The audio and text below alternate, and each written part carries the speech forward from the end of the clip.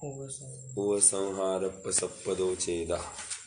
तो यहाँ पर आचार्य देव ने इसके माध्यम से हमको ये समझाया कि अगर जीव ढूंढना है तो इसको इस देह में ही ढूंढना, लेकिन निश्चय नहीं कि अगर आप मानो तो कह रहे हैं कि एक असंख्यात प्रदेशी अखंड, ऐसा कहकर वहाँ पर जीव को, दृष्टि के विषय रूप जीव को असंख्यात प्रदेशी अखंड कह दिया। हमने ये देखा कि समुद्घात की अपेक्षा जीव कब कब इस मनुष्य देह के बाहर पाया जाता है। अब थोड़ी सी चर्चा हम नयों की अपेक्षा करेंगे और फिर थोड़ा सा विषय को आगे बढ़ाएंगे। अब प्रश्न है कि जीव को देह प्रमाण कहा जा रहा है, तो ये कौन से नय का विषय बनेगा? पहले नय का विषय उपचरित असद्भुत व्यवहार। उपचरित देह को अपना कहना ये पहले नय, सॉरी दूसरे नय का विषय होता है। ए बेटा कनेक्शन लूज। हाँ, तो ये दूसरे नय का विषय होता है। यहाँ पर अनुपचरित असद्भुत व्यवहार नय का विषय है। मतलब क्या कि इसके साथ साथ क्या लेंगे, जीव ने कर्मों का अरे फिर से कनेक्शन गया। तो अब बैठ जाए बाबा, तो अभी खेड़ू नको हो रहा बात है।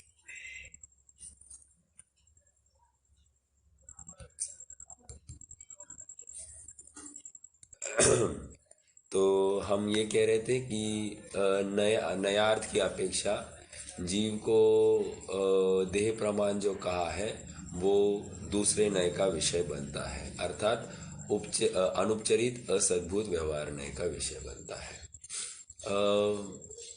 और कोई नय बैठ रहा है क्या जीव को इस गाथा के अनुसार? गाथा के अनुसार और एक नय बैठ रहा है। जैसे अपन गाथा पढ़ेंगे तो उसमें से एक बात निकल आएगी। अणुगुरु देह पमाणो उव संहारप्प सप्पदो चेदा असमूह दो व्यवहारा निश्चय नय दो असंख देशो वा। निश्चय नय दो असंख देशो वा। निश्चय नय से यह जीव असंख्य प्रदेशी है, अर्थात यहाँ पर असंख्यात प्रदेशी एक अखंड ऐसा लेना है। असंख्यात प्रदेशी एक अखंड, ओके। तो ये क्या हो गया, ये दृष्टि का विषय हो गया या परम शुद्ध निश्चय नय का विषय हो गया, आठवें नय का विषय, ओके। या इसको भेद अपेक्षा करते हैं, गुणभेद करते हैं, तो गुणभेद अपेक्षा इसको चौथे नय का विषय लेंगे। समझ में आया? तो ये तो गाथा के अपेक्षा हमने चर्चा की। और किसी अपेक्षा चर्चा हो सकती है क्या नयों में? तो हो सकती है। जैसे थोड़ा सा विचार कीजिए।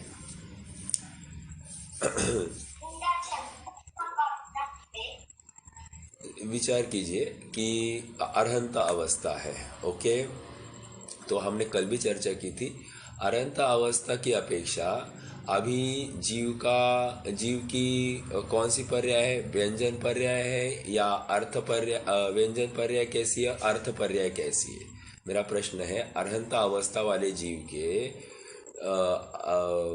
व्यंजन पर्याय कैसी है और अर्थ पर्याय कैसी है?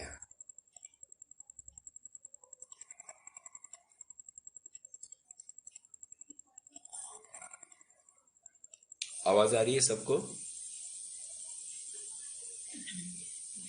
बीच में कट रही है भैया, बहुत बीच में कट रही है। आज नेटवर्क वीक है मतलब। हाँ भाई। मैं ये कह रहा हूँ कि अरहंता अवस्था का जीव है और उसके जो अभी अर्थ पर्याय कैसी है और व्यंजन पर्याय कैसी है, प्रश्न ये है। तो कोई जवाब दे सकता है?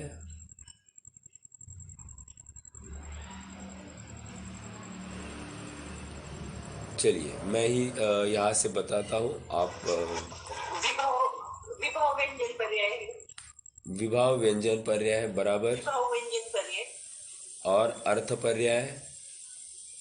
विभाव व्यंजन पर्याय, नहीं, अर्थ पर्याय कैसी है?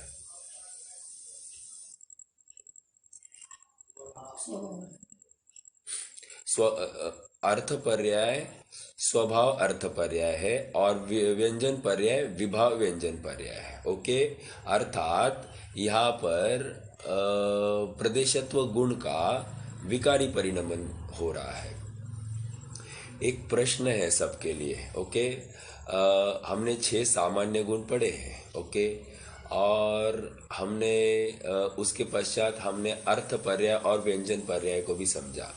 अर्थ पर्याय मतलब प्रदेशत्व गुण को छोड़कर अन्य जितने भी गुणों का परिणमन है, उन सब परिणमन को अर्थ पर्याय में लिया, और एक प्रदेशत्व गुण के परिणमन को व्यंजन पर्याय में लिया। प्रश्न ये खड़ा हो रहा है कि प्रदेशत्व गुण अर्थात आकार भी एक गुण है, तो आपने उस प्रदेशत्व गुण को अलग क्यों रखा और उसको व्यंजन पर्याय नाम क्यों दिया, और बाकी सभी गुणों के परिणमन को आपने अर्थ पर्याय क्यों कहा? कोई ट्राई कर सकता है इस प्रश्न का उत्तर? प्रश्न ये है कि प्रदेशत्व गुण भी एक गुण है और उसको व्यंजन पर्याय के अंतर्गत लिया, और बाकी अन्य सभी गुणों का के परिणमन को अर्थ पर्याय के अंतर्गत लिया।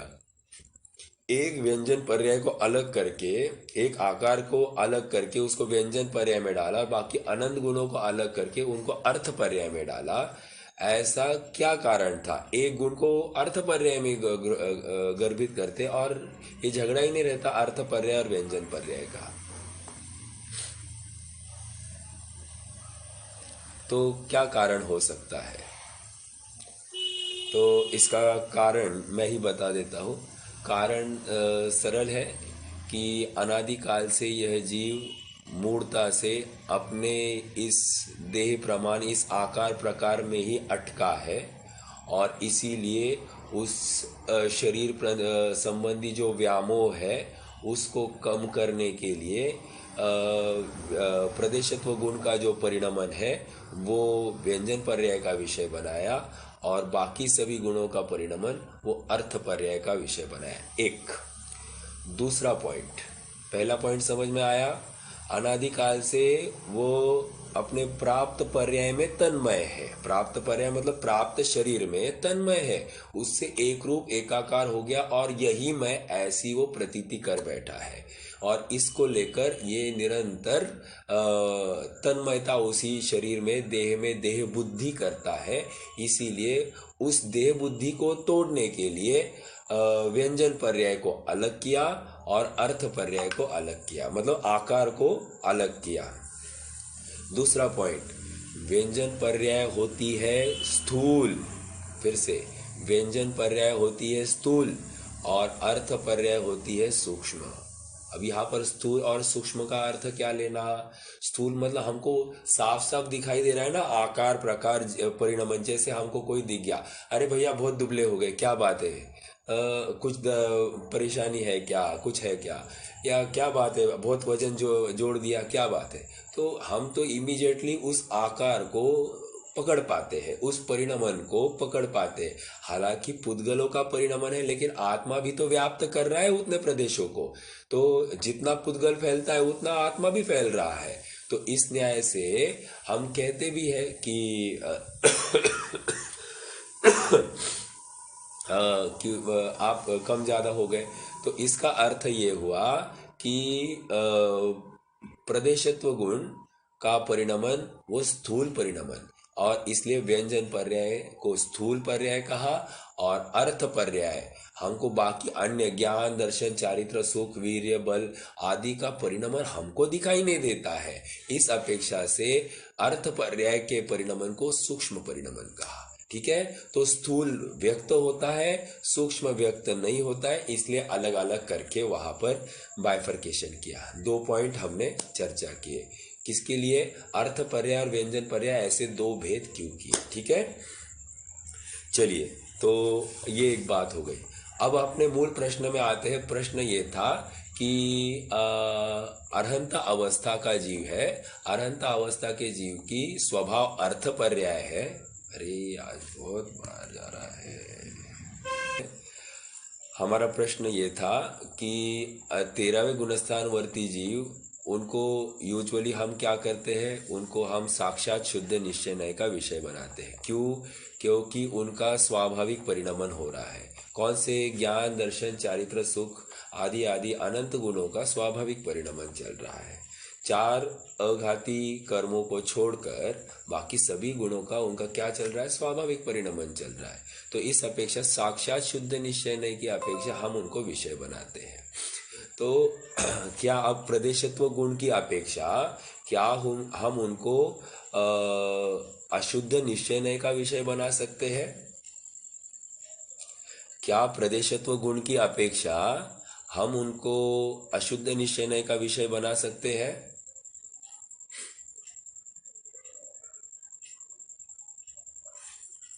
तो हाँ, तो इसका ये हम उनको बिल्कुल अशुद्ध निश्चय नय का विषय बना सकते हैं। क्यों?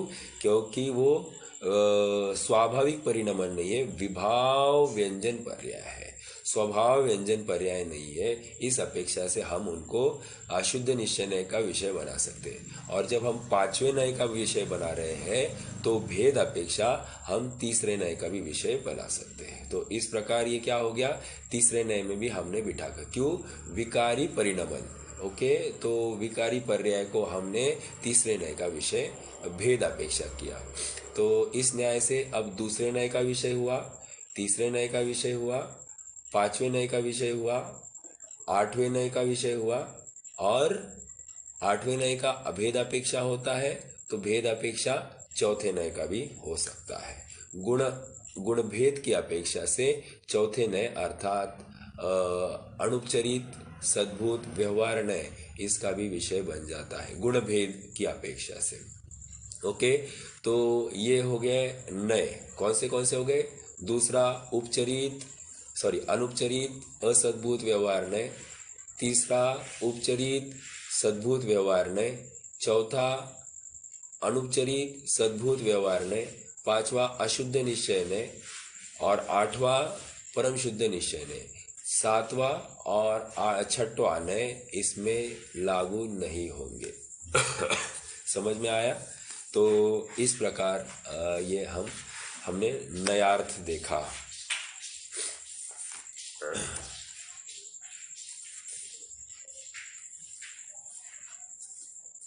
कल हाँ, प्रश्न है क्या ममता भाभी आपको? हाँ, बोलिए बोलिए। केवल ज्ञान स्वरूप भगवान है, ऐसा बोलेंगे तो 7वें नय का भी विषय हो जाएगा ना? केवल ज्ञान स्वरूप, हाँ, वो तो 7वें केवल ज्ञान ना, हमने ज्ञान गुण को मुख्य किया ना, तो वो तो साक्षात शुद्ध निश्चय का विषय बना है।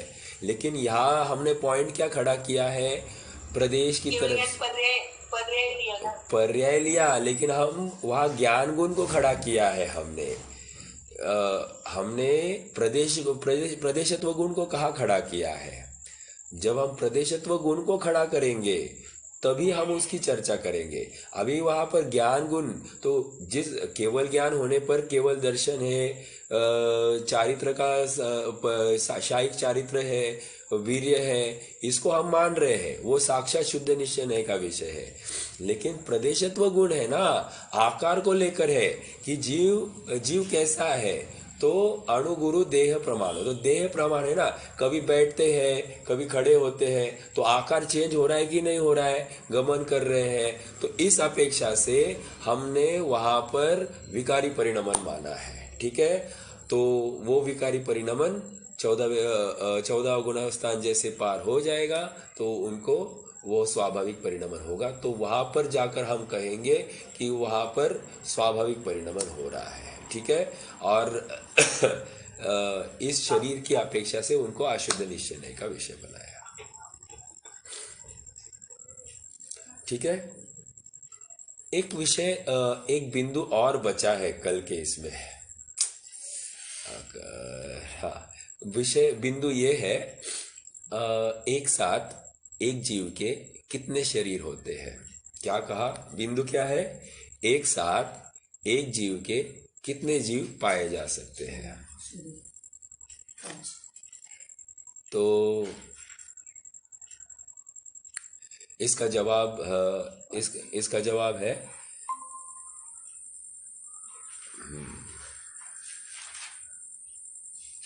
आवाज नहीं है भैया। अभी आ रही है क्या आवाज? बीच में कट रही है भाई।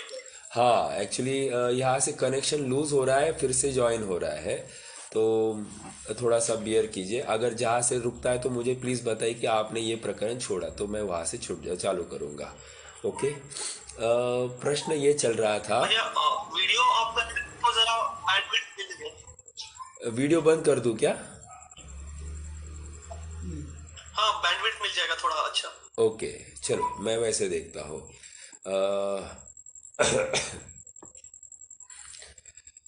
देखिए, विषय ये चल रहा है कि एक साथ एक जीव के कितने शरीर हैं? तो इसका जवाब है कि तत्वार सूत्र का सूत्र है, दूसरे अध्याय का 26वां सूत्र मेरे ख्याल से, तदादीनी भाज्यानि युगपदेकास्मिन् चतुर्भ्याम्। ओके, तो एक साथ किसी जीव के 4 शरीर पाए जाते हैं। तो 4 शरीर कौन से? तो 4 शरीर उन्होंने बताया कि एक तो औदरिक शरीर, दूसरा आहारक शरीर, तीसरा तेजस शरीर और चौथा कार्मान शरीर। अब आगे क्या कहा उन्होंने कि लब्धि प्रत्यंच। ओके, लब्धि प्रत्यंच मतलब लब्धि में और एक शरीर की प्राप्ति होती है। कौन सा? वैकृक शरीर की प्राप्ति होती है। ये धौलाकार की टोन है कि एक साथ एक जीव के 5 शरीर कहे हैं। फिर से बताता हूँ, एक साथ एक जीव के एक साथ एक जीव के 5 शरीर बताए हैं। ओके, 5 शरीर संभव है, ऐसा धौलाकार का कहना है। तत्वार सूत्र में तो हमने क्या देखा? एक मिनट, तो हम क्या कह रहे थे कि एक साथ एक जीव के 5 शरीर, ऐसा धौलाकार कह रहे हैं। तत्वार सूत्र का हमको क्या परिचित है? एक साथ एक जीव के 4 शरीर ही हो सकते हैं। देखिए, जैसे देव है तो देवों के कौन से शरीर होते हैं? देव और नारकियों के वैकृक शरीर, तेजस शरीर और कार्मान शरीर। तो खत्म हो गई बात। तिर्यंचों के औदरिक शरीर, तेजस शरीर और कार्मान शरीर, उनकी भी बात खत्म हो गई। अब बचे कौन? मनुष्य। मनुष्यों में भी क्या कहा कि औदरिक शरीर, आहारक शरीर, तेजस शरीर और कार्बन शरीर। ओके, अगला इमीडिएट वो जो सूत्र आया है वहां पर वो जो अर्थ निकला है डायरेक्टली नहीं बताया तत्वार सूत्रकार ने, ये टीकाओं में इसके ऊपर चर्चा हुई है और धौलाकार ने तो स्पष्ट कहा है 5 शरीर हो सकते हैं। तो वहां पर उन्होंने कहा लब्धि प्रत्यंच कहकर उन्होंने 5वां शरीर लब्धि अर्थात तपश्चरण के बल पर 5वां शरीर प्रकट हो सकता है। कौन सा? वैकृक शरीर। ओके, एक बात ये हो गई। अब प्रश्न फिर से खड़ा होता है। प्रश्न ये खड़ा होता है कि आप मनुष्यों को वैकृक शरीर कैसे कहते हो? तो इसके बारे में आचार्यों के मत समझना। ये लब्धि रूप है, अर्थात विशेष रिद्धि प्राप्त होती है। ओके, तो एक बात कि वैकृक शरीर वो औदारिक शरीर जो है अपेक्षा एक औदारिक शरीर जो है वो उसकी ऐसी योग्यता हो जाती है कि विक्रियावत वो प्रवृत्ति करता है। क्या कहा? औदारिक शरीर की ही ऐसी प्रवृत्ति शक्ति या उसमें योग्यता हो जाती है कि वो विक्रियावत प्रवृत्ति कर सकता है। ये तो एक हो गई बात। और दूसरी बात ये है कि जिस काल में यूज करते हैं उस काल में उनको विक्रिया वैक्रिक शरीर रहता है। क्या कहा?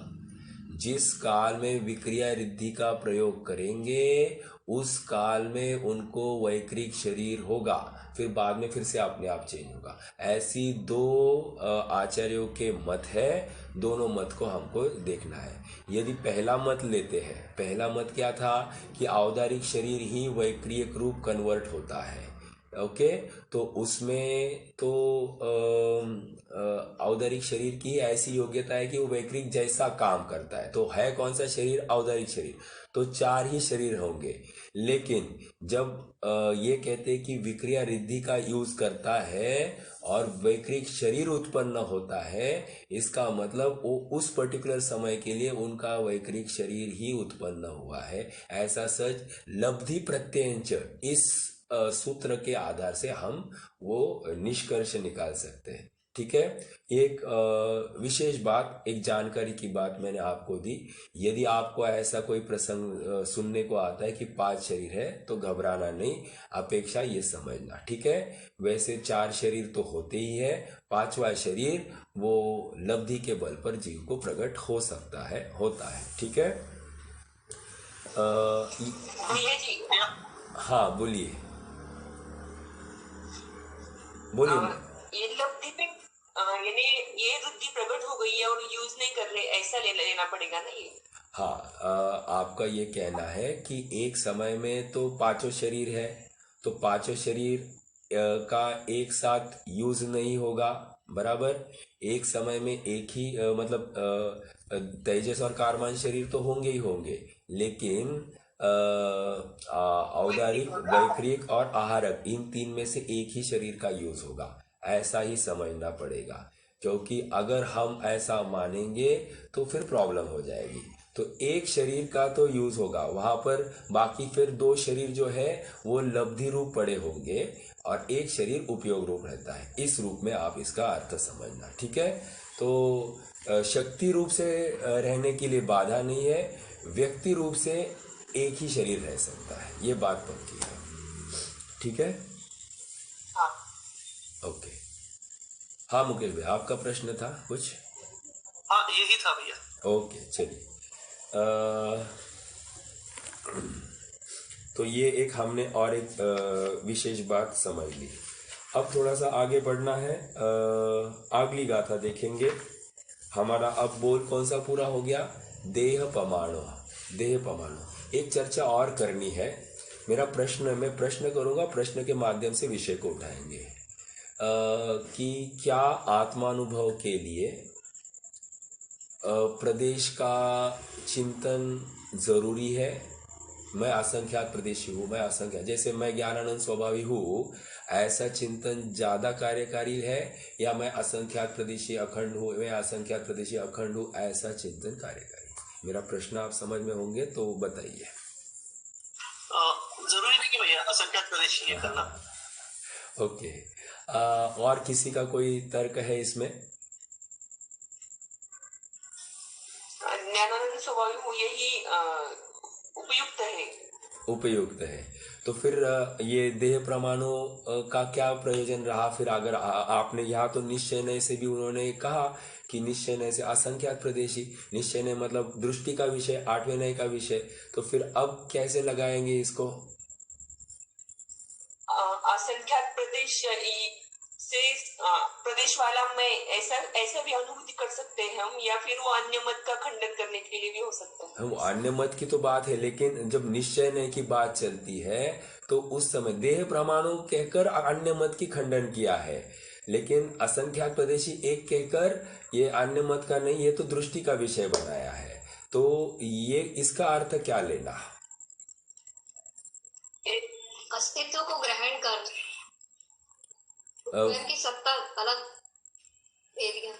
हाँ, भेद ज्ञान करने के लिए वो तो बात पक्की है, लेकिन जैसे हम पहले चर्चा कर आए कि आत्मानुभव के लिए प्रदेशत्व का इतना यूटिलाइजेशन या यूज भाषित नहीं हो रहा है क्षेत्र का, तो फिर यहाँ पर ये क्यों बताया? भेद ज्ञान की तो बात आप कह रहे हैं, तो मतलब इसका मतलब यूज जरूरी है इसका, और यदि आप कहते हैं कि नहीं ज्ञानानंद स्वभावी से ही काम हो रहा है तो यूज जरूरी नहीं है इसका, तो कैसे समझेंगे इसको? बाह्य दृष्टि छोड़कर अंतर्मुख होने के लिए हम स्वयं द्वैत प्रमाण है, ऐसा कहा। देह प्रमाण है नहीं, अभी तो अपनी चर्चा असंख्यात प्रदेशी की चल रही है, तो उसके ऊपर ही आप बोलिए। असंख्यात प्रदेश वाला मैं, हाँ तो असंख्यात प्रदेश वाला मैं, ऐसा ऐसे स्वयं का भी हम ये कर सकते ना, निर्णय कर सकते हैं। तो वो जरूरी मानना पड़ेगा हमको। एक जीव की सत्ता। हाँ आकाश भाई आप बताइए। एक अखंड वहां बताना है, असंख्यात प्रदेश होते हुए भी एक है वो। ठीक है, एक अखंड मान लिया, लेकिन चिंतन में लेना कि नहीं लेना, प्रश्न तो ये है। फिर अगर एक अखंड है, दृष्टि का विषय है, तो चिंतन में आएगा कि नहीं आएगा, विकल्प में आएगा कि नहीं आएगा। जैसे मैं ज्ञानानंद स्वभावी हूँ, ऐसा मैं अनंत गुणों का धनी हूँ। एक एक गुण का हम चिंतन करते, पर का मुझ में प्रवेश नहीं, मेरा पर बाहर में प्रवेश होता नहीं है, मैं एकदम सुख की खान हूँ। ये जो विकल्प धारा होती है, तो मैं असंख्यात प्रदेशी एक, चिंतन में नहीं आएगा वो चीज, वो नॉलेज में रहेगी। हाँ वेदन में आएगा, चिंतन में नहीं आएगा, लेकिन वेदने में तो होगा ना, जब अस्तित्व ग्रहण होगा, अनुभव के काम में वेदन। ओके ओके, तो आपका अगर अभिप्राय हाँ बोलिए। ये व्यवहार से, मतलब व्यवहार नहीं से, तो उसको वो असंख्यात प्रदेशी व्यवहार नहीं, अभी तो निश्चय की बात चल रही ना भैया, व्यवहार की तो बात अभी हो गई, ये निश्चय परम शुद्ध निश्चय की बात चल रही थी। आकाश भैया ने लगभग सही कहा है, वर्षा जी ने भी सही कहा है। कहने की अपेक्षा ये है कि एक बार हमको समझ गया कि व्यवहार से देह प्रमाण है और निश्चय से असंख्यात प्रदेशी अखंड है, अर्थात उसके भेद भेद नहीं होते हैं। तो अभी हमको बार बार चिंतन नहीं करना, मैं असंख्यात प्रदेशी, मैं असंख्यात प्रदेशी, मैं असंख्यात प्रदेशी, ऐसा चिंतन नहीं करना पड़ता है। इस अपेक्षा से इस अपेक्षा से वो एक बार हमारे ज्ञान में आ गई, क्लियर हो गई बात, लब्धि में पड़ गई। अब उपयोग रूप तो ज्ञानानंद स्वभावी, सुख स्वभावी, अनंत गुणात्मक, पर का प्रवेश नहीं, मेरा पर में एंट्री नहीं, अब दोनों में बिल्कुल भी वज्र की दीवारें आदि आदि, मेरा पर द्रव्य में अकर्तृत्व, पर द्रव्य का मेरे में अकर्तृत्व, या अपने आनंद गुणों का चिंतन, ये हो सकता है। लेकिन प्रदेशों की अपेक्षा एक बार हमने निर्णय कर लिया, वो बात अब फाइल में पड़ गई, लब्धि में पड़ गई, अब वो क्लियर हो गई ये बात, इसलिए बार बार उसको याद नहीं करना पड़ेगा। तो इसलिए दृष्टि के विषय में अपने आकार को ध्यान का प्रयोजन रहता नहीं है, ये कहना है। क्योंकि आकार को ध्याएंगे तो फिर कौन से आकार को ध्याना, ये विकल्प बना रहेगा। सांस ली वाली आकार या सांस छोड़ी वाली आकार, 1 साल का आकार, 2 साल का आकार, या 20 वर्ष का आकार, या 40 वर्ष का आकार, कौन से वर्ष का, या जिस काल में सम्यक तो होगा वो आकार में धारण करूं, या मेरे को सिद्धा अवस्था होने वाली है उसके उस टाइम का आकार धारण करूं, कौन से आकार को धारण करना, ये हमको क्लियर नहीं हो रहा है। इसलिए आकार या प्रदेश ये दृष्टि में विकल्प में नहीं आएंगे। एक बार निर्णय हो गया, धारणा में बैठ गई कि आत्मा को ढूंढना है, तो ये शरीर प्रमाण है, आत्मा इस शरीर के बाहर नहीं, एक बात ये। और ऐसा होते हुए भी ये असंख्यात प्रदेशी है, लोकाकाश प्रमाण, ये कभी इसका भिन्न भिन्न या छिन्न भिन्न होता नहीं है, अखंड है। ये समझ में आने के बाद, और प्रत्येक प्रदेश में अनंत गुण पड़े हैं, ये समझ में आने के बाद में अब प्रदेश का वैसा कोई औचित्य नहीं रहता है दृष्टि में बार बार उसको चिंतनात्मक प्रक्रिया में लाने के लिए। इसीलिए प्रदेश को गौण किया जाता है, उसको रिजेक्ट किया ऐसी बात नहीं है, उसको गौण किया है, लब्धि रूप से हमारी धारणा में बैठ गई है बात, बस इतनी बात है। ठीक है, इसीलिए जो आत्मा का परिचय कराया जाता है, असंख्यात प्रदेशी आत्मा, ऐसा नहीं कराया गया।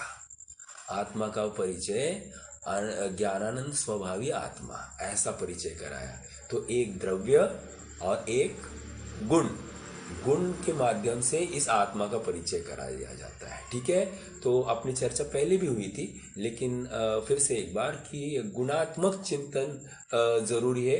गुणों के चिंतन से आत्मानुभव सहज सुलभ होता है, क्योंकि गुणों के परिणमन को ही तो सब कार्य करना है, वो पर्याय में कार्य होना है, तो वो गुण और उसकी अवस्था विशेष को दिखलाना जरूरी है। ठीक है, हालांकि प्रदेशत्व भी एक गुण है, लेकिन इतना दृष्टि के विषय में इतना अहम नहीं है जितना ज्ञान, दर्शन और चारित्र है। ओके, और वीर्य कहो। ठीक है, ये 4 गुण ज्यादा महत्व रखते हैं अपने आत्मानुभव की अपेक्षा से।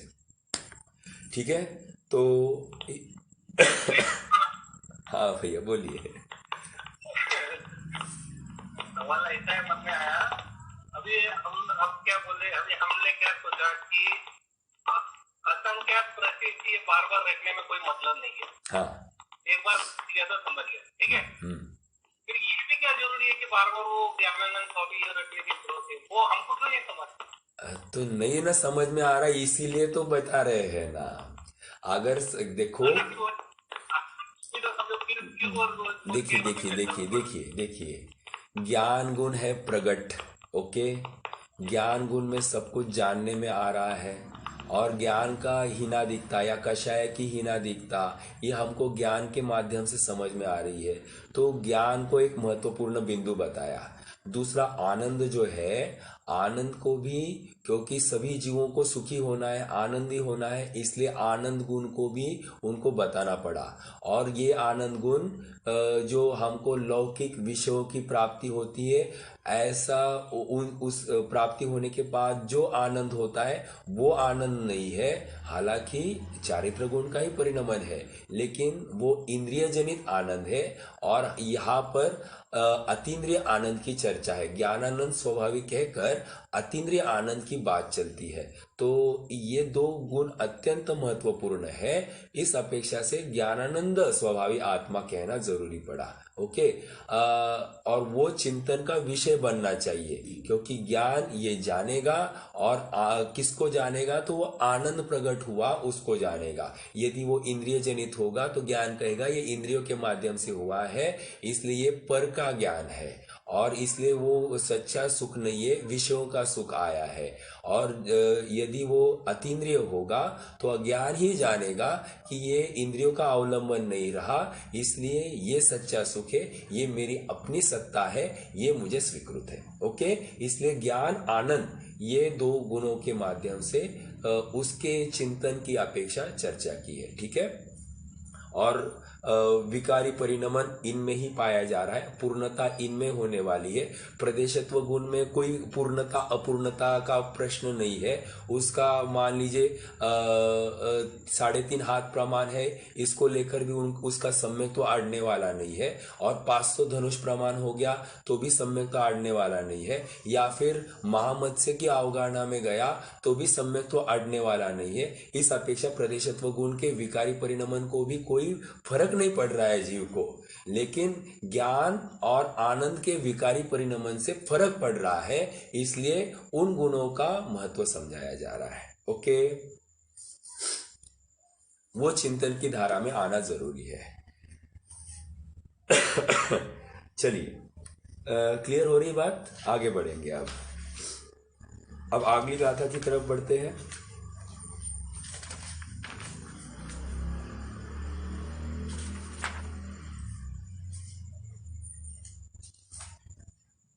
हाँ जी, सब पढ़ेंगे 11वीं गाथा। अच्छा, और एक पॉइंट था, मैं इसका एक पॉइंट और आपके साथ शेयर करूं। ये प्रदेशत्व को लेकर और कहीं चर्चा है क्या? ये आगमार्थ का विषय होता है, तो हाँ, इसकी चर्चा समयसार में 14वीं गाथा में है। मैंने रेफरेंस कहा था पहले, लेकिन उसमें वो कौन सा बोल था ये नहीं बताया था। तो जो पश्चदी अपानम अबद्ध पुट्टम अनन्यम, तो अनन्यम वाला जो बोल है उसकी अपेक्षा से प्रदेशत्व गुण को खड़ा किया है। वहां पर क्या कहा कि यह जीव नर नारकादि अनेक पर्याय को धारण करता हुआ उस रूप दिखाई देता है, लेकिन एक अखंड स्वभाव के समीप, एक अखंड स्वभाव मतलब असंख्यात प्रदेशी अखंड के समीप जाकर देखने के बाद में वो न नर है न नार की है, एक असंख्यात प्रदेशी अखंड है। ऐसा वहाँ पर 14वीं गाथा का बोल है अनन्या। ठीक है, आप वहाँ से पढ़ लेना। अगर आप समय सर अनुशीलन है तो पेज नंबर 156 है मेरे इसमें, तो उसमें वो पॉइंट है। ओके, चलिए, तो ये बात एक हाईलाइट करनी थी। आगे बढ़ते हैं। अब हम अगले बोल की तरफ बढ़ते हैं। अगला बोल कौन सा है, अपन पहले दूसरी गाथा से समझते हैं। कौन सा बोल होगा अगला? जीवो उव ओ गमो अमुत्तिकत्ता सदेह परिमाणो। सदेह परिमाण हो गया, भोक्ता, भोक्ता भी हो गया, संसारत्थो, अभी संसारत्थो चल रहा है। ओके, अब कौन सा चलेगा? संसारत्थो। भोक्ता हो गया है, संसारत्थो अभी हमको देखने का है। तो संसारत्थो बोल के लिए 11वीं गाथा, 12वीं गाथा और 13वीं गाथा, 3 गाथा है। ठीक है, कौन सी 11वीं, 12वीं और 13वीं गाथा, ये तीनों संसारत्थो बोल के ऊपर चलेगी।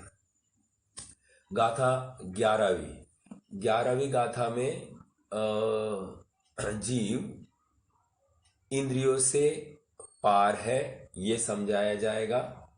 मतलब ये जीव इंद्रिय वाला है, ये संसारी जीव, संसारत्थ है ना, तो संसारी जीव की चर्चा है। तो संसारी जीव इंद्रिय वाला है एक। फिर संसारी जीव 12वीं गाथा में जीव समास वाला है 2, और 13वीं गाथा में वो जो अत्यंत प्रसिद्ध है सव्वे शुद्धाहु शुद्ध नया, इस बोल के कारण वो मार्गणा और गुणस्थान वाला है। संसारी जीव मार्गणा और मार्गणा स्थान और गुणस्थान वाला है। ऐसा वो संसारत्थ इस बोल के 3 गाथाएं लिखी गई है। अपन 11वीं गाथा पढ़ते हैं, उसका अर्थ भी देखने की कोशिश करते हैं। पुड़वी जलते उवाऊ वनपदी विवह थावरे इंदी विगति गचदु पंचखा तस जीवा होन्ति संखादी। क्या कह रहे हैं? फिर से देखते हैं एक बार। पुड़वी जलते उवाऊ, पुड़वी जलते यवाऊ वनपदी विवह थावरे इंदी विगति गचदु पंचखा तस जीवा होन्ति संखादी। अब देखते हैं अर्थ। संधि देखेंगे पहले। पुड़वी, पुड़वी। अब चूंकि अपना गोमट सार काफी हो गया है तो हम शब्द को भी पकड़ सकेंगे, है ना, यहाँ के, क्योंकि ये गोमट सार का विषय है। अभी थोड़ा बहुत ये 3 गाथा मतलब गोमट सार का विषय है, तो इसलिए एक रिवीजन भी हो जाएगी अपनी। क्या कह रहे हैं? पुड़वी जल, तेय, तेय, वायु, वायु, 4 बातें हो गई। वनपदी, वनपदी 5, विविह, विविह, थावरे, थावर, थावर, ए इंदी, ए इंदी। समझ में आया? संधि पकड़ना। विविह, थावर, ए इंदी, र लगाया और ए बाहर निकाला और ए इंदी कर दिया। ठीक है। विग, तिग, चदु, पंचखा, पंचखा, तस जीवा, तस जीवा, होन्ति, होन्ति संखादि। तस्य जीवा होन्ति संखादि। ओके, अब क्या कह रहे हैं थोड़ा समझते हैं ना। पूर्वी, पूर्वी मतलब पृथ्वी। ओके, जल मतलब जल कायिक, पृथ्वी कायिक, जल कायिक। तीसरा तेय, तेय मतलब तेय कायिक अर्थात अग्नि कायिक। ओके, वायु, वायु कायिक। वनस्पति, वनस्पति वनस्पति, वनस्पति 5 हो गए। ठीक है। विविह, विविह, विविह मतलब विविध, अनेक प्रकार के। ओके, थावर, थावर, थावर ये क्या है? ये सभी क्या है? स्थावर है। पृथ्वी, जल, अग्नि, वायु और वनस्पति ये सब थावर है। स्थावर भी है और क्या है? ए इंदी, ए इंदी एक इंद्रिय भी है। ओके, तो दो बातें हो रही, एक इंद्रिय नाम कर्म का उदय और स्थावर नाम कर्म का उदय, दो बातें है ना। आगे बढ़ते हैं। विग, विग मतलब दो, विग मतलब दो इंद्रिय समझना। ठीक है, क्योंकि इंदी लिया ना, ऊपर का जो इंदी शब्द है यहां पर नीचे भी लगाना। ठीक है। विग, तिग, तिग मतलब तीन, तीन इंद्रिय। चतु, चतुरिंद्रिय। पंचखा, पंचेंद्रिय। तस जीवा, ये अभी जो पता है ये क्या है? त्रस जीव है, अर्थात इनका त्रस नाम कर्म का उदय है। 2 इंद्रिय, 3 इंद्रिय, 4 इंद्रिय, 5 इंद्रिय, इनका क्या है? त्रस इंद्रिय, त्रस नाम कर्म है। होन्ति संखादि, संखादि का अर्थ संख्यात असंख्यात वाला संखादि नहीं लेना। यहां पर संखादि का अर्थ शंख, शंख ये 2 इंद्रिय होता है। चींटी ये 3 इंद्रिय होती है। भौरा, मच्छर या फिर मक्खी ये 4 इंद्रिय होते हैं।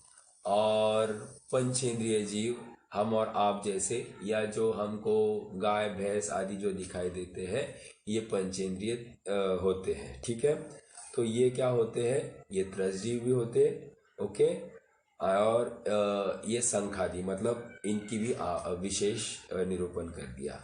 ये सामान्य अर्थ इस गाथा का हो गया। क्या अर्थ हुआ? उन्होंने एक इंद्रिय जीवों को डिफाइन किया और एक इंद्रिय जो स्थावर नाम कर्म के उदय से होते हैं, और त्रस जीवों को डिफाइन किया जिनकी अपनी अपनी इंद्रिया के अनुपात में उस नाम कर्म के उदय अनुसार वहां पर 1 इंद्रिय, 2 इंद्रिय, 3 इंद्रिय, 4 इंद्रिय, 2 इंद्रिय, 3 इंद्रिय, 4 इंद्रिय, 5 इंद्रिय, ऐसे उदय के अनुसार वे यथा योग्य इंद्रिया धारण करेंगे, लेकिन वे सब तो कहलाएंगे त्रस। ठीक है, तो ये एक बात हो गई। अब एक प्रश्न अब यहाँ से खड़े होते हैं कि पृथ्वी काय किसको कहते हैं? तो कहते हैं कि जिनका शरीर ही पृथ्वी है उसे पृथ्वी काय कहेंगे। ओके, अग्नि काय किसको कहेंगे? तो जिनका शरीर ही अग्नि है उनको अग्नि काय कहेंगे। वायु काय किसको कहेंगे? तो जिनका शरीर वायु है उनको वायु काय कहेंगे। अर्थात शरीर की अपेक्षा जिनको अपन आइडेंटिफाई कर रहे हैं। और वनस्पति, जिनका शरीर ही वनस्पति है वे वनस्पति काय कहलाएंगे। तो ये सब जगह पर वहाँ पर इंद्रियों की अपेक्षा से अपन चर्चा देख रहे हैं।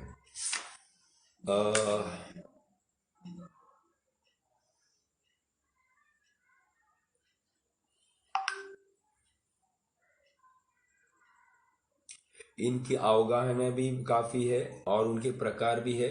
उन प्रकारों में हम नहीं जाएंगे जो कोई पॉइंट नहीं है, तो अपन थोड़ा सा और आगे बढ़ते हैं, ठीक है। वनस्पति काय की थोड़ी सी चर्चा करेंगे। वनस्पति काय के दो भेद करते हैं, प्रत्येक और साधारण। क्या क्या कहा? वनस्पति काय के दो भेद करेंगे, प्रत्येक और साधारण। प्रत्येक वनस्पति काय और साधारण वनस्पति काय क्या है?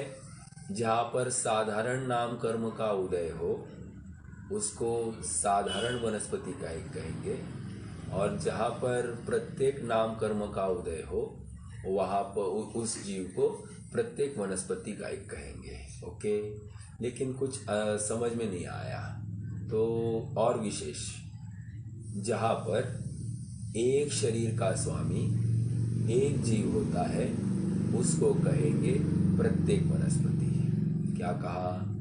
एक शरीर का स्वामी एक जीव, जैसे अपना एक शरीर है, इस शरीर का स्वामी एक श्रीपाल का आत्मा, तो वो क्या कहलाएगा? वो होगा प्रत्येक।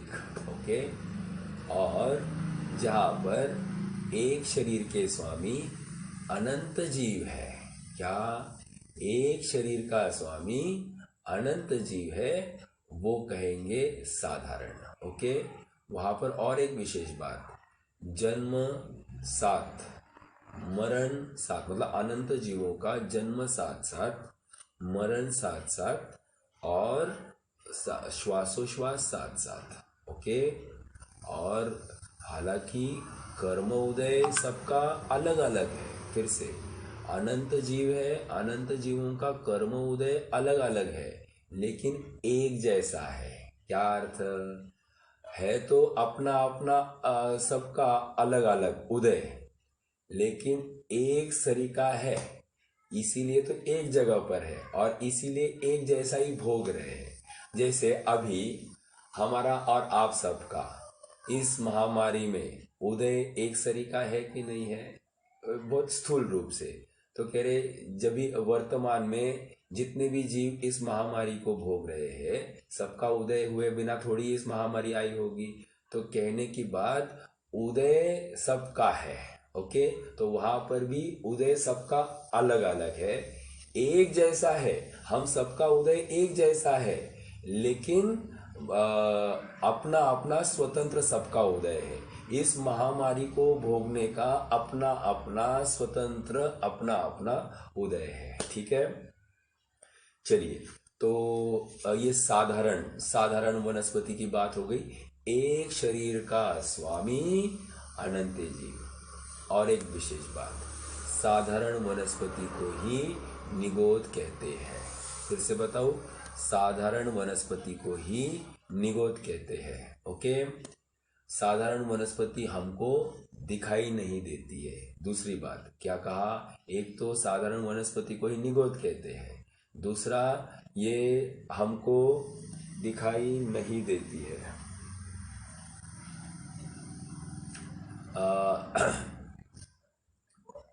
ठीक है, आगे बढ़ते हैं थोड़ा सा। प्रत्येक वनस्पति क्या है? इसका मतलब प्रत्येक वनस्पति हमको दिखाई देती होगी। ओके, तो प्रत्येक वनस्पति हमको दिखाई देती, एक बात तो ये पक्की हो गई। और साधारण वनस्पति हमको दिखाई नहीं देती है। ये प्रत्येक वनस्पति और साधारण वनस्पति में हमने अंतर देखा। ओके, अब फिर साधारण वनस्पति कहाँ रहती है? तो कहते हैं कि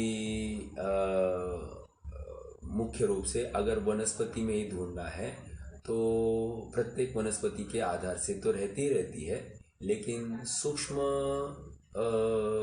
साधारण होगी तो वो हमको वो तो बिना किसी आधार के ही चलेगी। ओके, अभी आइए प्रत्येक वनस्पति में दो भेद करेंगे। फिर से देखो, पहले वनस्पति के दो भेद किए थे, और वनस्पति के दो भेद में हमने एक किया था प्रत्येक वनस्पति और एक साधारण किया था। अब प्रत्येक वनस्पति को लिया और प्रत्येक वनस्पति के दो भेद किए। क्या हो गए दो भेद? एक है सप्रतिष्ठित प्रत्येक और एक है अप्रतिष्ठित प्रत्येक। क्या क्या हुआ? सप्रतिष्ठित प्रत्येक और अप्रतिष्ठित प्रत्येक। व्हाट इज सप्रतिष्ठित प्रत्येक एंड व्हाट इज अप्रतिष्ठित प्रत्येक? तो कहते हैं कि सप्रतिष्ठित प्रत्येक मतलब जिस वनस्पति के, प्रत्येक वनस्पति के आधार से अनंत निगोदिया जीव रह सकते हैं, उस वनस्पति को सप्रतिष्ठित कहा है। और जिस वनस्पति के आधार से अनंत निगोदिया जीव वास नहीं कर सकते हैं, उसको अप्रतिष्ठित प्रत्येक कहा है। सप्रतिष्ठित और अप्रतिष्ठित ये समझ में आया। सप्रतिष्ठित मतलब प्रतिष्ठा सहित। किसकी प्रतिष्ठा है यहाँ पर? प्रतिष्ठा यहाँ पर अनंत निगोद जीवों की प्रतिष्ठा यहाँ पर हो गई है, अर्थात वे वहां पर वास करते हैं, रहते हैं, तो इसी अपेक्षा से वो सप्रतिष्ठित कहलाएंगे। ओके। और जो अप्रतिष्ठित है वे उनके आधार से निगोदिया जीव पाए नहीं जाते हैं। ठीक है। हमारे जैनियों के भक्षण योग्य अप्रतिष्ठित वनस्पति ही होती है, सप्रतिष्ठित वनस्पति, सप्रतिष्ठित प्रत्येक वनस्पति नहीं होती है। ठीक है। अब एक प्रश्न है, ये अदरक, सौंठ, ये क्या है? सप्रतिष्ठित प्रत्येक है या अप्रतिष्ठित प्रत्येक है? मैंने आलू नहीं बोला, मैंने प्याज नहीं बोला, मैंने लहसुन नहीं बोला, मैंने प्याज तो बोला नहीं, या फिर वो रतालू, पिंडालू उनको नहीं बोला। मैं तो अदरक और हल्दी, इसकी चर्चा। सप्रतिष्ठित है या अप्रतिष्ठित है? सप्रतिष्ठित। बहुत अच्छा। ये सप्रतिष्ठित वनस्पति है, अर्थात जिस वनस्पति के आधार से अनंत निगोदिया जीव रहते हैं वे सप्रतिष्ठित कहलाते हैं। समझ में आ रहा है क्या? ठीक है। हल्दी हल्दी हल्दी जो सूखी हुई हल्दी है वो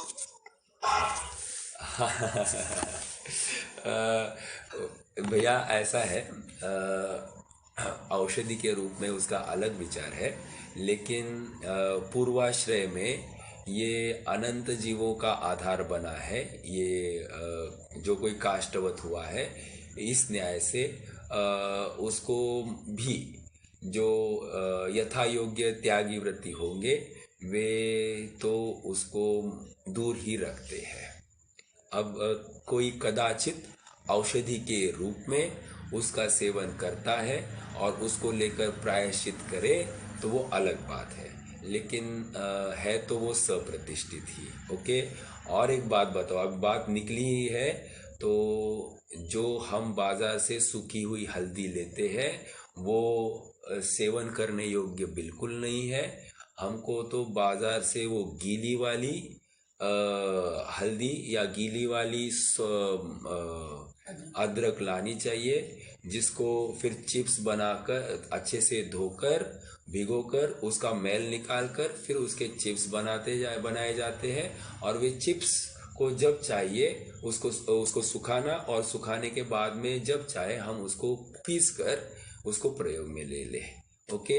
ये यथार्थ तरीका है औषधि के रूप में सेवन करने का।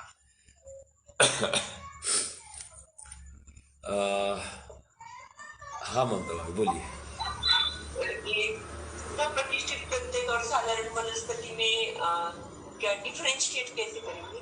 हाँ देखिए, सप्रतिष्ठित प्रत्येक ये तो हमको दिखाई दे रही है और साधारण वनस्पति हमको दिखाई नहीं देती है। एक बात ये हो गई। दूसरी बात ये है कि साधारण वनस्पति, टेक्निकल बात करूंगा, साधारण नाम कर्म के उदय से साधारण वनस्पति होती है और ये प्रत्येक नाम कर्म की वजह से प्रत्येक वनस्पति होती है। अब हमको आंखों देखकर डिफरेंशिएट करना है तो कोई पॉइंट ही नहीं है, क्योंकि साधारण वनस्पति हमको दिखाई ही नहीं देती है। हमको जो कुछ दिखाई देती है, जितने भी पेड़ पौधे दिखाई देते, सब प्रत्येक वनस्पति है। अब उसमें हमको चेक करना है कि क्या ये सप्रतिष्ठित है या अप्रतिष्ठित है, उतना ही हमारे हाथ में है। तो जो सप्रतिष्ठित है उनको चेक करने के कोई पैमाने दिए हैं।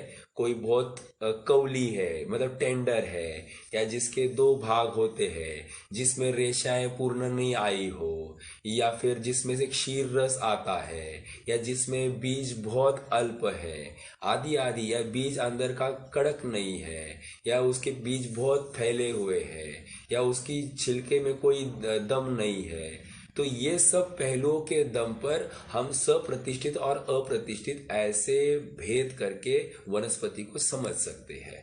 जो जो सप्रतिष्ठित होंगे वे इमीडिएटली समझना कि वे किसी न किसी अनंत जीवों का, अनंत निगोदिया जीवों का आधार होगा, और निगोदिया जीव मतलब साधारण वनस्पति उनके आधार से रह रही है।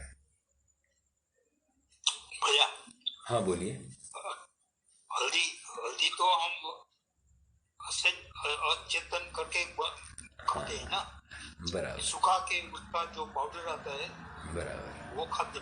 हाँ हाँ वैसे अदरक भी ऐसे ही खा सकते हैं ना? हाँ बराबर खा सकते। देखिए मैं एक जिनागम सम्मत बात कहूँगा कि आज क्या चलता है, आज किसकी अनुमोदना दी जाती, ये अलग बात है। हर किसी का अपना अपना पुरुषार्थ है वहाँ पर, लेकिन जो योग्य है कि अगर संभव है तो हमको हल्दी और अदरक को टालना ही चाहिए। ओके, दिस इज राजमार्ग। अब अपवाद मार्ग अपना पुरुषार्थ नहीं है और उसको हम औषधि के रूप में सेवन करते हैं। वो बाजार की महाघात की महाहिंसक दवाइयों के बदले ये हम अगर लेते हैं तो महालेप से अल्प लेप ठीक है, लेकिन लेप तो है ही, उसको सेवन करते हैं। ओके, मतलब फिर कोई उसका त्याग पूर्णतया नहीं करे, अल्प मात्रा में करे तो उसमें बहुत बड़ी बात नहीं है। लेकिन है तो वो आधार अनंत निगोदिया जीवों का है, इसलिए त्याज्य है। हाँ भैया, हाँ बोलिए। स्वप्रतिष्ठित को पहचानने के लक्षण और एक बार बताइए ना। हाँ देखिए ये गोमट सार में अपना विषय हो गया है, फिर भी आपको एक मोटा मोटा बता दूं। एक तो कोई शिराएं, किसी कोई ककड़ी लीजिए आप एग्जाम्पल के लिए, ककड़ी है और ककड़ी एकदम टेंडर है, उसके टुकड़े कर दो तो टुकड़े करने पर क्या होता है कि 2 फाड़ एकदम से ऐसे समान भाग हो गए, तो वो सप्रतिष्ठित समझना। एक दूसरा, जिसमें से चीक निकलता है, क्षीर रस निकलता है, वो भी सप्रतिष्ठित समझना। तीसरा, जिसमें जिसके स्किन में कोई दम नहीं है, जिसके स्किन में कोई दम नहीं है वो भी सप्रतिष्ठित समझना। चौथा, जिसके अंदर कठोर बीज नहीं पाया जाता है वो भी सप्रतिष्ठित समझना। पांचवा, जहाँ पर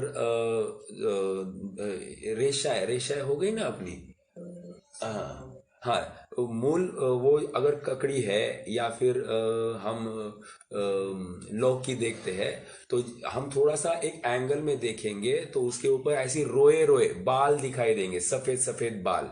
अगर वे सफेद बाल है तो समझना ये सप्रतिष्ठित है। ये तो बहुत सरल तरीका है। और जितनी डार्क ग्रीन दिखाई देगी आपको, जैसे हम गिलकी लेने जाए या लौकी लेने जाए, वो एकदम फ्रेश दिखाई देगी ना, तो समझना कि ये सप्रतिष्ठित होगी। थोड़ा सा देखिए, लौकी लेने गए, थोड़ा सा थोड़ा सा टिंज, वो थोड़ा सा एक ऑफ ग्रीन हो जाता है। ऑफ ग्रीन, देखो मेरे पास शब्द नहीं आ रहा है, वो ग्रीन नहीं रहता है, थोड़ा ग्रीन से थोड़ा सा येलोइश की तरफ जो टिंज आ गया है, फिर वो अपरिपक्व, मतलब अपरिपक्व हो गया है, ऐसा समझना चाहिए। अर्थात उसके आधार से जीव निकल गए हैं। यदि वो थोड़ा सा, या उसको हम पियर्स करते हैं, थोड़ा सा नाखून भी पियर्स करेंगे, एकदम से ऐसा गीला गीला महसूस हो जाए तो वो सप्रतिष्ठित समझना। तोरई जो है, तोरई भी आप देखना 2 टुकड़े करोगे तो समान फाड़ हो गया तो समझना ये सप्रतिष्ठित है। वो थोड़ी सी हार्ड, अंदर बीज है ना सख्त दिखाई देने चाहिए। जैसे लौकी लेने जाएंगे ना, अंदर बीज दिखाई देने चाहिए। क्या होता है आजकल लौकी में तो बीज दिखाई, मतलब इतनी छोटी छोटी लौकी आती है और ककड़ी से थोड़ी सी बड़ी, और उसमें बीज ही नहीं दिखाई देते हैं, तो वो सब सप्रतिष्ठित में है। ओके। जैसे जिसमें से क्षीर रस निकलता है, जैसे आप स्वीट कॉर्न देखोगे उसमें क्षीर रस निकलता है, या जिसमें जीव उत्पत्ति बहुत जल्दी होती है, तो ये सब सप्रतिष्ठित के खाते में समझना। ओके। जैसे चीकू है, पपीता है, इनसे क्या होता है, इनसे क्षीर रस निकलता है, या पपीते में वो स्किन कोई कार्यकारी नहीं है, उसके ऊपर इमीडिएटली फंगस लग जाती है, तो स्किन कार्यकारी नहीं हुई, तो इसलिए वो सप्रतिष्ठित में गिनी गई है। ओके, तो ऐसा है। भैया कैरी क्या है? कैरी कौन सा? Carry carry carry. Mango. Okay, देखो कच्चा कैरी जो है, यदि अंदर बाटा मतलब जो बीज है वो सख्त हो गया है, अर्थात उसको कड़क कवरिंग आ गया है, तो वो अप्रतिष्ठित कहेंगे। क्या कहा? कैरी लाई, कैरी में अगर अंदर का बाटा सख्त है, बाटा इन द सेंस वो बीज का कवरिंग, बीज के ऊपर एक कवर आता है ना, कोय जिसको कहते हैं, वो अगर सख्त हो गया, हार्ड हो गया है, तो वो हो गया अप्रतिष्ठित। और यदि वो हार्ड नहीं है, तो अगर हम बनाते हैं उसको, तो इमीडिएटली वो बीज भी हाथ से ये हो जाता है, टूट जाता है, तो वो सप्रतिष्ठित समझना चाहिए। ओके, आपका तर्क ये होगा कि जो कच्चा आम निकालते हैं उसमें से भी चीक निकलता है, बिल्कुल सही है। या केला भी जब आप निकालते हैं तो वहां पर भी चीक निकलता है, लेकिन उसको उसको क्षीर रस वाला नहीं माना गया है। हाँ, शक्ति है तो हमको देखो फिर से, हरि के लिए भी अप्रतिष्ठित है तो भी ऐसा आदेश है जिनागम में, यदि आपकी ताकत है तो आपको तो आजीवन हरि का भी त्याग कर देना चाहिए। ठीक है, मैं बहुत आगे बात कर रहा हूँ, लेकिन जो जिनागम की बात है, ये हमको इसका निर्णय तो करना पड़ेगा कि मैं हरि से जीता हूँ, हरि से मेरा पेट साफ होता है, ये बात नहीं है। अपने कर्मों का उदय वहां पर विद्यमान है, उसके आधार से सब काम होता है। चलिए, तो कहने की बात इतनी है कि ये कैरी भी अगर बाटा अंदर में पक्का है तो वो अप्रतिष्ठित कही जाएगी। ओके। पेरू अमृत बोलते हैं। हाँ, अमृत का ऐसा है कि उसको सप्रतिष्ठित में ही गिना गया है, अभक्ष ही लिया गया है। बहुबीजा तो है ही, लेकिन उसके बीज कठोर है, वो इत्र तित्र फैले हुए है, एक जगह पर नहीं है, एक तरह का ये है, और वो खराब जल्दी होता है। पेरू ज्यादा दिन टिकता नहीं है, इस अपेक्षा से पेरू को भी, मतलब वो अमृत जो है उसको वर्जित कहा है। तो यथा योग्य उसका सेवन नहीं करे तो ठीक है।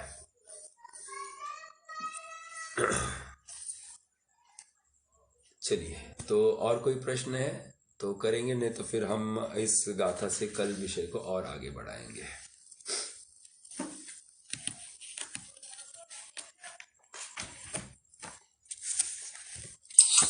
काजू बादाम।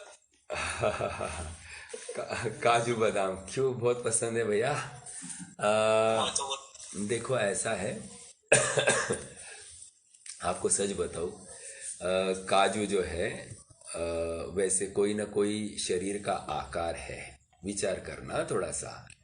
काजू किसी न किसी शरीर के आकार जैसा है, तो अगर शक्ति है तो त्याग दे। जिस न्याय से हम अखरोट को त्यागने को कहते हैं, उस न्याय से ही काजू को भी त्यागा जाता है। काजू में क्या है, अखरोट क्या है, वो अपनी मगज के जैसा है। मगज मतलब मस्तिष्क में ब्रेन जो है ना, उसके जितने भी वो कॉन्वुलेशंस और ये है ब्रेन के, उसके जैसा ही वो अखरोट है, इसलिए उसको त्यागने लिए क्या कहा जाता है। उसी प्रकार काजू भी वो किडनी के आकार जैसा दिखाई देता है, इसलिए आप विचार करना। क्योंकि ये तर्क मुझे किसी अजय ने दिया था और जो योग्य है, मतलब हालांकि इसको ऐसा ग्रंथ आधार नहीं दिखाई देता है कि काजू को त्यागना चाहिए, बट हम अपना अपना विवेक वहाँ पर खड़ा रखे। ग्रंथ में ऐसा अलग से आया नहीं काजू भक्ष है या फिर बादाम अभक्ष है, ऐसा कुछ आया नहीं है। उसके कुछ चिन्ह है, चिन्ह के माध्यम से हमको पहचानना है कि कौन सी वनस्पति भक्ष है, कौन सी अभक्ष है। चिन्हों से ही निर्णय किया जाएगा, क्योंकि चिन्ह होते हैं व्यक्त। कितना अभी जैसे आज आ रहा है ड्रैगन फ्रूट, अभी ड्रैगन फ्रूट हमने कभी देखा ही नहीं था, आज अचानक से आ गया। अब विदेशी फल, बनारसी दास जी कह गए विदेशी फल है तो इसको आप नहीं सेवन करना। अभी वो क्या आता है, वो चिक्कू जैसे ही होता है, कीवी कीवी कीवी, उसके ऊपर तो साक्षात रोए है। ओके, वो तो महावक्ष, मतलब वो साक्षात सप्रतिष्ठित की खान है वो। अब कोई के हेल्थ के लिए बहुत अच्छा है, स्वास्थ्य के लिए हम लेते हैं, तो स्वास्थ्य के लिए सब कुछ लेना चाहिए, तो ये योग्य नहीं है। हमको विवेक तो अपना रखना पड़ेगा, ठीक है। टोमेटो भैया, हाँ आप बहुत मर्म के स्थान पर हाथ लगा रहे हैं। पॉइंट चालू है। हाँ जी टोमेटो भी नहीं कहते हैं, ठीक है। एक तो जंगली फल है ऐसा कहने में आता है। दूसरा, यद्यपि कोई साइंस कहता हो कि इससे खून बढ़ता है, लेकिन उसमें कुछ टॉक्सिन्स भी होते, ऐसा भी आया है खोज में। आयुर्वेद में रक्त शुद्धि करता है ऐसा बताया। हाँ, तो मैं कह रहा हूँ ना, तो आता है ऐसा। आयुर्वेद में यूज नहीं है इसका ऐसा। ओके, हाँ, रक्त शुद्धि करने वाला बताया है हाँ टोमेटो। हाँ। और एक बात है, इसके जो बीज होते हैं ना, वो थोड़े से आप देखना थोड़े से स्लिपरी होते हैं, और छिलका भी कोई मायने नहीं रखता है। जो टमाटर का जो छिलका है वो मायने नहीं रखता है, बहुत जल्दी खराब हो जाता है। इसलिए आपने देखा होगा कि ऐसे क्रेट के क्रेट टमाटर रास्ते पर फेंक गए होंगे, आपको दिखाई देगा। क्यों? भाव नहीं मिला तो लोग फेंक देते हैं, बहुत जल्दी खराब हो जाते हैं। तो इसलिए इस अपेक्षा से भी वो सेवन करने योग्य नहीं है। ओके, चलिए तो रुक जाते हैं, जिनवानी स्तुति करेंगे। निज निधि निज में बताई यह अनंत उपकार है, इसके लिए जिनवाणी माँ को वंदना शत बार है। इसके लिए जिनवाणी माँ को वंदना शत बार है।